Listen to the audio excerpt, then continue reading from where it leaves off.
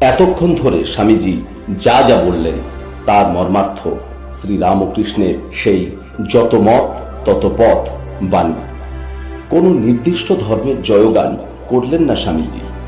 সব ধর্মই যে সমান সত্য, ভারতবর্ষের মানুষের এই সনাতন বিশ্বাসকেই তিনি সকলের সামনে তুলে ধরলেন।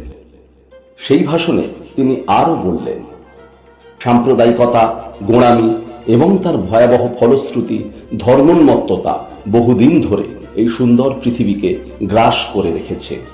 জগৎকে তারা হিংসায় পরিপূর্ণ করেছে, মানুষের রক্তে সিক্ত করে দিয়েছে এবং জাতির পর জাতি এর ফলে হতাশায় নিমগ্ন হয়েছে। এই সমস্ত ভয়াবহ পিশাচ যদি না থাকত, মানব সমাজ এখনকার থেকে অনেক বেশি উন্নত হতো।